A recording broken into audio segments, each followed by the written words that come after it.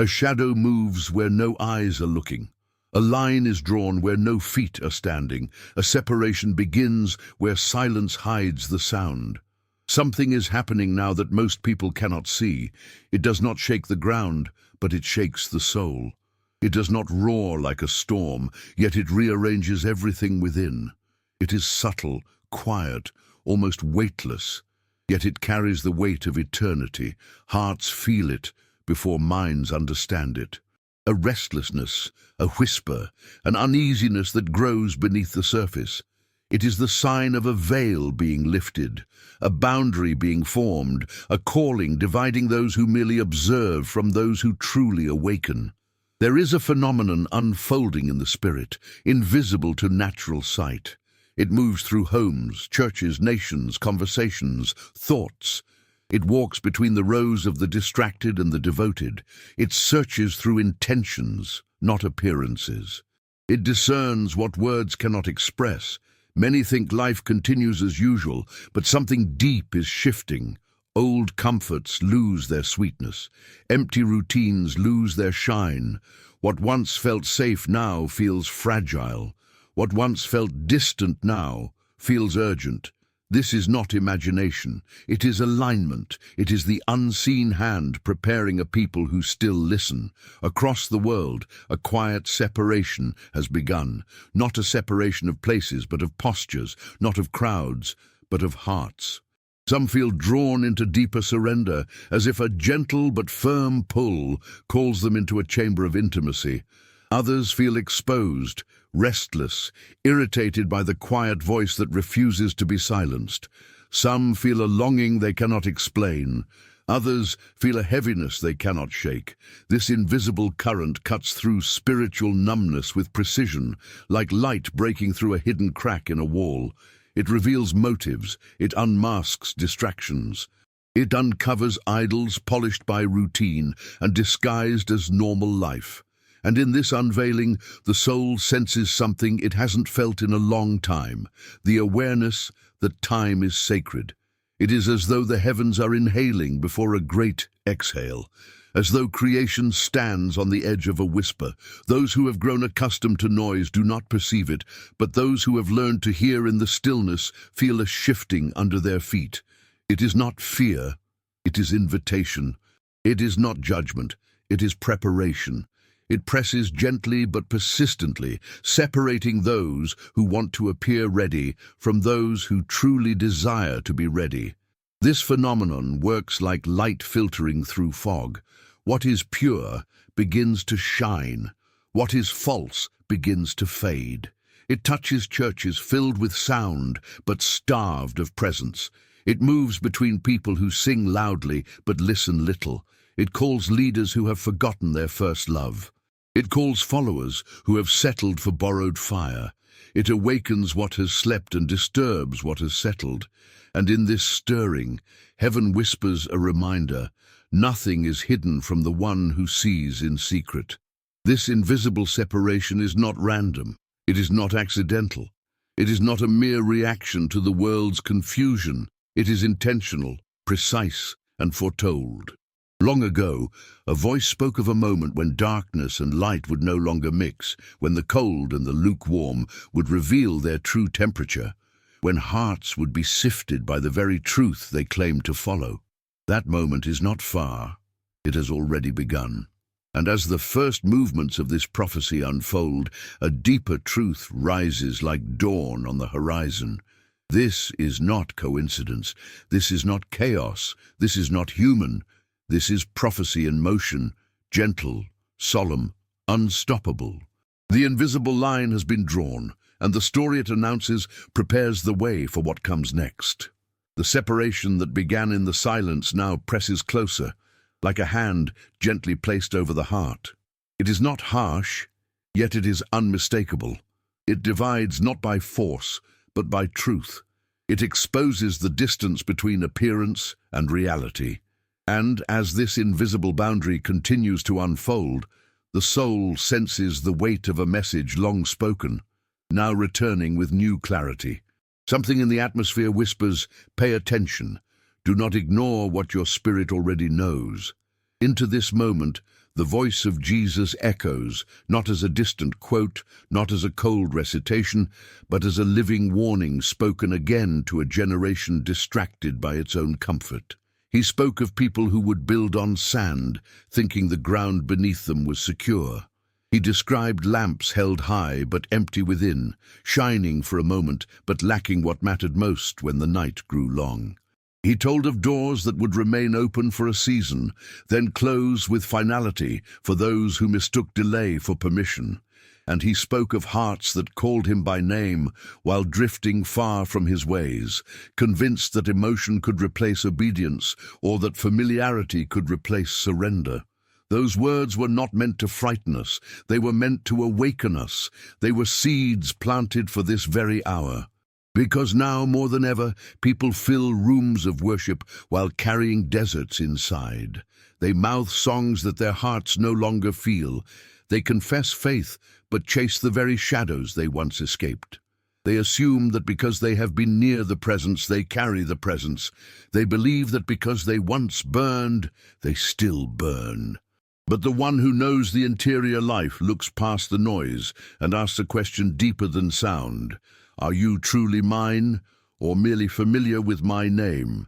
His warnings were woven in stories of servants entrusted with treasure, some faithful, some careless, of watchers who stayed awake while others slept through the approach of the moment they claimed to await, of a feast prepared for all, yet entered only by those who came with the humility to be clothed by him. These stories are rising again because they are more than ancient teachings. They are mirrors held before a distracted generation. This invisible phenomenon, the stirring, the separating, the unveiling, is the fulfillment of those very warnings. It exposes the false security that whispers, "You are fine as you are." It confronts the comfortable lie that says, "You don't need to change." It challenges the subtle pride that claims, "You already know the way." And it breaks the illusion that quantity of activity equals quality of devotion. Many think that because they stand in the crowd, they are close to him. But proximity is not intimacy, and routine is not surrender. As his voice echoes through the Spirit, it calls the church to awaken from the lullaby of familiarity. It calls leaders to repent of performance without presence. It calls believers to return to the secret place where the soul is washed, the heart is softened, and the flame is fed. It calls the weary to lay down the weight of pretending and receive the power of becoming. Jesus does not expose to shame. He exposes to heal. He reveals to restore. He shakes to awaken. If you listen closely, you can feel his warning moving through this hour like a quiet breeze that carries the scent of rain before the sky breaks open. It is gentle, yet urgent. It is tender, yet uncompromising. It asks every soul a question that cannot be answered with words, but only with truth. Are you ready to be found faithful when the moment arrives? This is the warning, and it is unfolding now. The invisible phenomenon is not just a sign, it is an invitation, a call to turn, to return, to open the door before it closes, a call to extinguish pretension and ignite devotion, a call to recognize that the time of casual faith has ended and the time of authentic surrender has begun. There comes a moment when the invisible phenomenon becomes personal. It steps closer. It presses into the hidden chambers of the soul. It touches places long avoided, long protected, long disguised. And when this happens, many feel confusion, isolation, or the quiet ache of being misunderstood. But what appears to be loss is often the beginning of refinement. What feels like rejection is, in truth, the gentle forging of a heart being prepared for something greater. In this hour, many are walking through a kind of spiritual fire. Not the fire that destroys, but the fire that purifies. It burns away illusions, attachments, counterfeit strengths. It reveals what was borrowed, what was fragile, what was never meant to remain. Some are losing relationships they thought were permanent. Some are losing roles they believed defined their identity. Others feel their prayers becoming raw, stripped of routine and filled with longing. It is as if heaven itself has stepped into the inner room and said, "Let what is not eternal fall away." This refining journey resembles the ancient stories that still echo truth. Like the builder of a great vessel who endured years of isolation, mocked by a world that could not comprehend the warning he carried, his separation was not punishment, it was preparation. Or the man led out of a city before dawn, urged to leave behind what his heart clung to, told not to look back, lest nostalgia deceive him. The path of deliverance demanded detachment. Or the whisper that called a young prophet into solitude, where the wind shook the mountains and the fire blazed before the gentle voice finally spoke. Each story reveals the same pattern. Before the great moment comes the great refining, and the refining often feels like silence. A silence heavy enough to reveal the noise that once lived inside.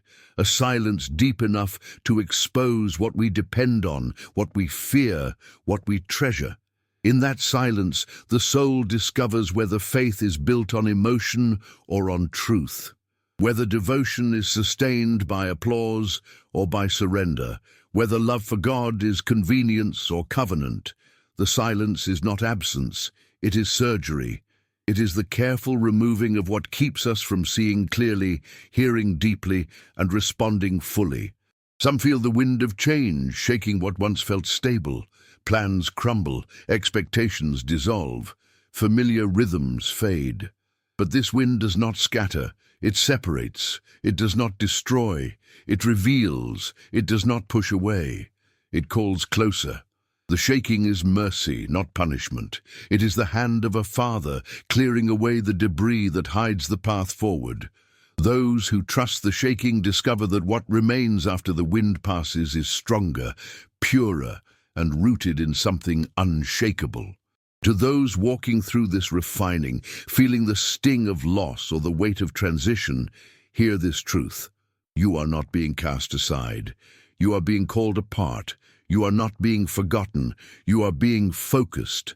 The isolation you feel may be the very sign that you are being prepared for a new dimension of purpose. Heaven often separates before it elevates. The soul is purified before it is entrusted. The vessel is emptied before it is filled. If your prayers feel unanswered, if your path feels narrowed, if your heart feels exposed, take courage. You are in the workshop of God.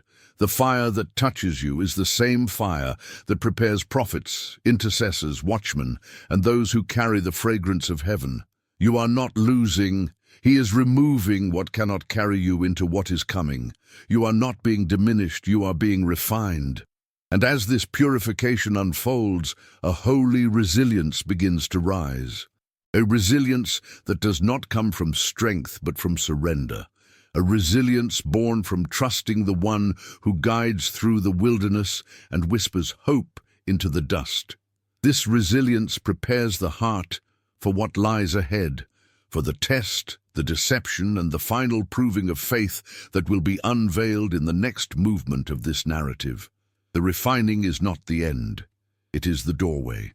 As the refining fire does its work, another force moves silently through the world, weaving itself into thoughts, habits, routines, and emotions.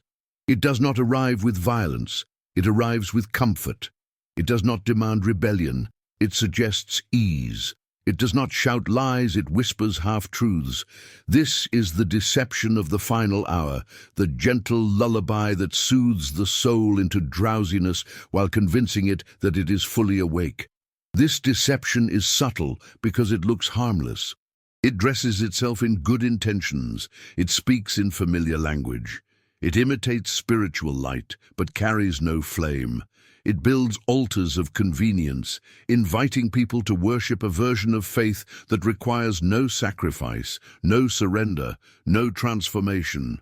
A faith that soothes but never strengthens, a faith that entertains but never purifies, a faith that claps loudly with hands but sleeps deeply in spirit. It resembles the story of a family warned to flee a doomed city. They walked forward, but one heart remained turned backward, chained not by sin alone, but by comfort, nostalgia, and the soft glow of what once felt safe. The danger was not in the road ahead. The danger was in the refusal to let go. So also in this hour, many are walking with their feet toward the promise, but with their hearts anchored to the familiar. It mirrors the scene of 10 young women waiting for a wedding procession. All carried lamps. All expected the same moment. All looked ready. But readiness was not in the appearance. It was in the hidden oil. 5 had a flame sustained by intimacy and perseverance. 5 had a flame that lasted only as long as the atmosphere around them supported it. When the darkness deepened, only what was real endured. The door closed not on ignorance, but on complacency. It echoes the voice sent to a complacent community that believed itself rich, enlightened, and complete. They saw themselves as strong, but heaven saw them as fragile. They clothed themselves in reputation, but heaven saw their nakedness. They lived on borrowed glow, unaware that the flame had long faded. This image is not a rebuke, it is a mirror. A mirror held before any believer, any church, any generation tempted to settle for surface-level faith. The deception of this hour does not seek to turn people into rebels. It seeks to turn them into sleepers. It numbs urgency. It dulls discernment. It replaces hunger with entertainment, conviction with preference, devotion with convenience. It teaches people to admire Jesus without following him, to speak his name without surrendering to his voice, to expect heaven while embracing habits that slowly dim the soul. Its power is not in loud lies. It is in gentle drifting. It is in thinking, I'm fine, when the heart is growing cold. It is in believing, I know enough, when the oil is running dry. It is in assuming, I'm already ready, when the lamp has not been checked in years. The enemy does not need to pull people into darkness if he can simply lull them into spiritual sleep. But heaven is sounding an alarm, not through panic, but through clarity. An alarm that calls every soul to wake up before the lullaby becomes fatal.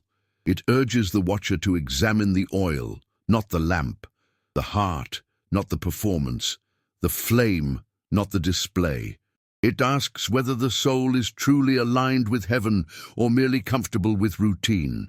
The greatest danger of the final test is not persecution, it is passivity. Not storms, it is sleep. Not chaos, it is comfort.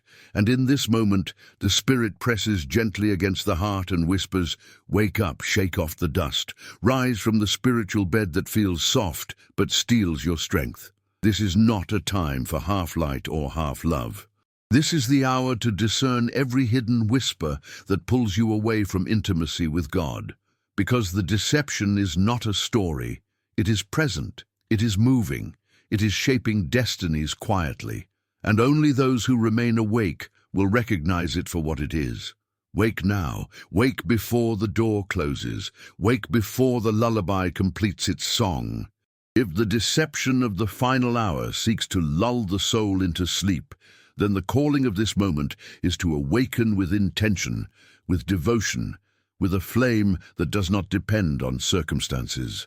And for this awakening to become a lifestyle rather than a moment of emotion, the heart must return to the practices that keep the oil flowing, not mechanical habits, not religious checklists, but rhythms of intimacy that nourish the spirit from within.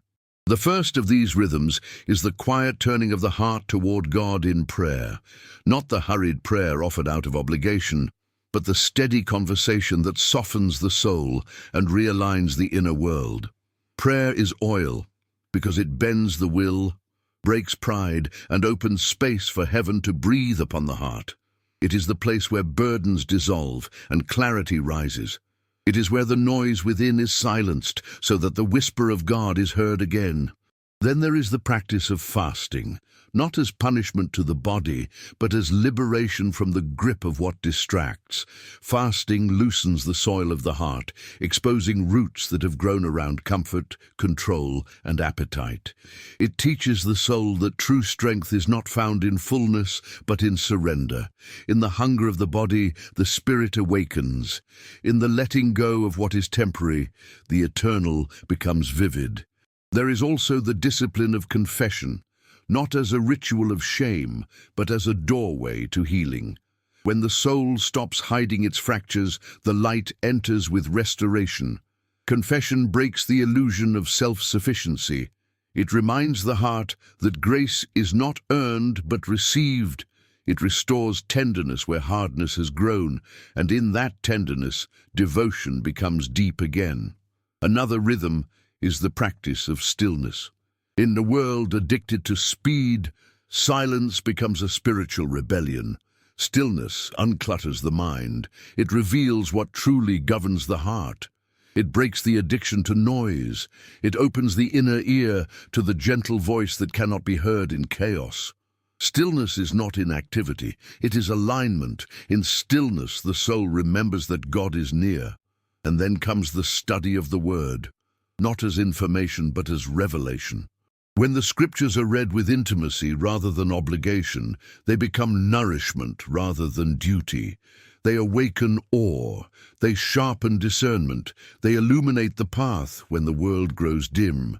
They form the soul from the inside outward, shaping desires, thoughts, and choices with eternal truth. These practices, prayer, fasting, confession, stillness, the Word, are not tasks to be checked off. They are wells from which the oil of the Spirit is drawn. They keep the flame alive when the world presses in with distraction. They anchor the heart when the voices around it call for compromise. To understand how powerful these practices are, imagine a young woman who spent years living on the applause of others. Every smile she gave was borrowed strength. Every step she took was influenced by expectation. But when the invisible phenomenon touched her heart, she felt a pull to step away from the noise. She began to seek God in secret. Little by little, the applause lost its hold. Her identity shifted from being seen to being known by Him. What looked like withdrawal was actually awakening. Refinement turned her from fragile to steadfast. Or consider a man whose life revolved around routine faith. He went to gatherings, sang the songs, knew the phrases, but his heart was hollow. When the refining wind blew, he felt everything fall apart, relationships, comforts, illusions. But in that loss, he found a deeper truth. He discovered stillness, he rediscovered scripture, he prayed without masks, and the hollow places became a temple filled with presence. Or imagine an older believer who had grown tired, weary with unanswered questions and fading zeal. When the deception of comfort began to settle like fog, she sensed a nudge. She set aside time each dawn to sit in silence before God. Day after day, something stirred. The fog lifted. The flame returned. Her weariness became wisdom. Her weakness became strength. These small stories mirror what heaven is doing across the earth, restoring hunger, rekindling devotion, awakening watchmen. The separation is not punishment, it is mercy. It is the gentle intervention of a God who refuses to let His people fall asleep in the hour when they are most needed awake. The call of this moment is simple and profound. Return to intimacy. Keep the flame alive, let the oil flow, because what comes next will require hearts that burn with devotion, not merely appear devoted. The path we walked through this message leads to a single, undeniable truth. What feels like shaking is mercy. What feels like separation is love. What feels like loss is preparation.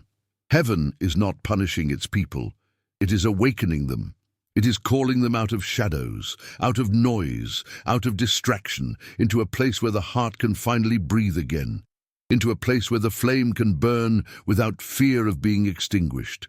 The time is short, the signs are clear. The bridegroom is near. These phrases are not meant to alarm, but to align. They are reminders that eternity is not distant and that the soul must not drift into slumber. The whisper of heaven repeats its refrain, gentle yet unyielding. Stay awake, stay tender, stay true. What is coming is glorious, but only those who remain alert will recognize it when it arrives. The time is short, the signs are clear, the bridegroom is near. Let these words echo in the deepest part of you. Let them rise when discouragement tries to settle. Let them speak when comfort begins to lull your spirit. Let them strengthen you when the world grows dim. Let them remind you that you were created for more than survival. You were created for communion, for devotion, for radiant readiness. Stay awake, stay pure, stay ready. Not through fear, but through love. Not through striving, but through surrender. Not through pressure, but through presence. Heaven is not demanding perfection, it is inviting preparation. The oil you carry matters, the flame you guard matters, the intimacy you protect matters. In the secret place, in the still space, in the quiet hour, God is shaping you into someone who can stand in the light without shrinking back. The time is short, the signs are clear, the bridegroom is near. Hold these words like a compass, let them steady your steps, let them quiet the storms within. Let them awaken the hope that has slept too long. And when you feel weak, remember, His strength is made perfect in those who lean, those who trust, those who refuse to let their flame die. This is not a season of fear, it is a season of returning. It is a season of refining. It is a season of awakening. Heaven is preparing a people who will shine in the darkness, who will stand in the storm, who will listen for the whisper and follow wherever it leads. Stay awake, stay pure, stay ready. Lift your eyes with hope. Lift your heart with faith. Lift your hands with surrender. The one who called you is faithful. The one who awakens you will sustain you. And the one who is coming will not delay his promise.